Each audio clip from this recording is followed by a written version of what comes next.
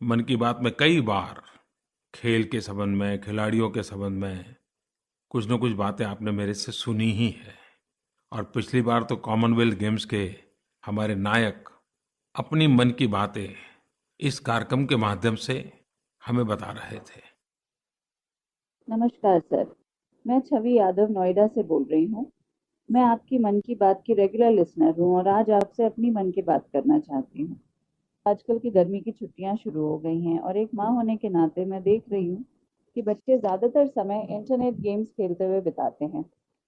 जबकि जब हम छोटे थे तो हम ट्रेडिशनल गेम्स जो कि ज़्यादातर आउटडोर गेम्स होते थे वो खेलते थे। जैसे कि एक गेम था, इसमें 7 पत्थर के टुकड़े एक के ऊपर एक रख के उसको बॉल से मारते थे और ऊंच नीच होता था, खो खो। ये सब गेम्स जो आजकल खो से गए हैं। मेरा ये निवेदन है कि आप आजकल की जनरेशन को कुछ ट्रेडिशनल गेम्स के बारे में बताएं जिससे उनकी भी रुचि इस तरफ बढ़े। धन्यवाद। छवि यादव जी, आपके फोन कॉल के लिए आपका बहुत धन्यवाद।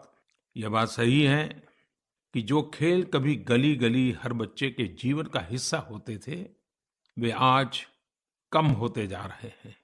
ये खेल खासकर गर्मी की छुट्टियों का विशेष हिस्सा होते थे।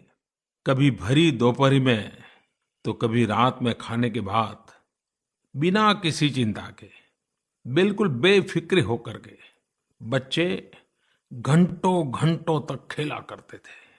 और कुछ खेल तो ऐसे भी हैं जो पूरे परिवार साथ में खेला करता था। पिट्ठू हो या कंचे हो, खो खो हो, लट्टू हो या गिल्ली डंडा हो, न जाने अनगिनत खेल कश्मीर से कन्याकुमारी, कच्छ से कामरूप तक हर किसी के बचपन का हिस्सा हुआ करते थे। हाँ, यह हो सकता है कि अलग अलग जगह वो अलग अलग नामों से जाने जाते हैं। जैसे अब पिट्ठू ही, यह खेल कई नामों से जाना जाता है। कोई उसे लागोरी, सातोलिया, सात पत्थर, डिकोरी, सतोदिया, न जाने कितने नाम है एक ही खेल के। परंपरागत खेलों में दोनों तरह के खेल हैं। आउटडोर भी हैं, इंडोर भी हैं। हमारे देश की विविधता के पीछे छिपी एकता इन खेलों में भी देखी जा सकती है। एक ही खेल अलग अलग जगह अलग अलग नामों से जाना जाता है। मैं गुजरात से हूं, मुझे पता है।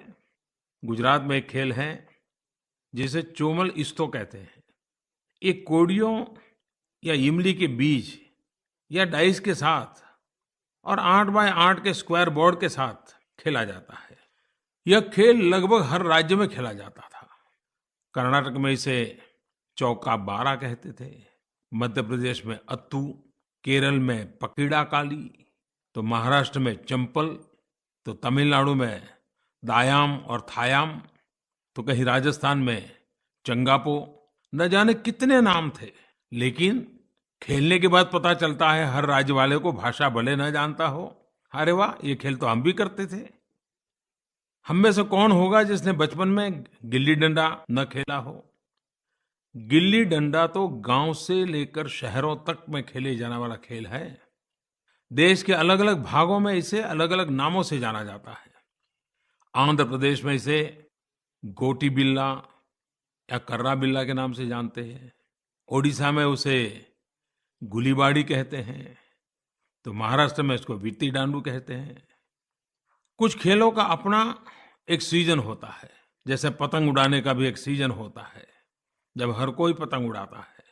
जब हम खेलते हैं, हमें जो यूनिक क्वालिटीज होती है, हम उन्हें फ्रीली एक्सप्रेस कर पाते हैं। आपने देखा होगा, कई बच्चे जो शर्मीले स्वभाव के होते हैं, लेकिन खेलते समय बहुत ही चंचल हो जाते हैं, खुद को एक्सप्रेस करते हैं।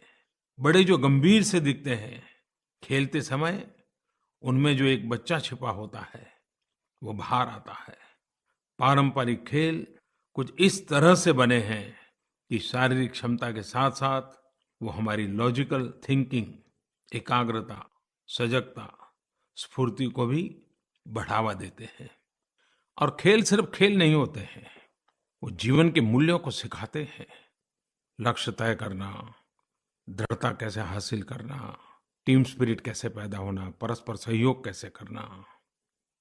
पिछले दिनों मैं देख रहा था कि बिजनेस मैनेजमेंट से जुड़े हुए ट्रेनिंग प्रोग्राम्स में भी ओवरऑल पर्सनालिटी डेवलपमेंट और इंटरपर्सनल स्किल्स के इम्प्रूवमेंट के लिए भी हमारे जो परंपरागत खेल थे उसका आजकल उपयोग हो रहा है और बड़ी आसानी से ओवरऑल डेवलपमेंट में हमारे खेल काम आ रहे हैं। और फिर इन खेलों को खेलने की कोई उम्र तो है ही नहीं।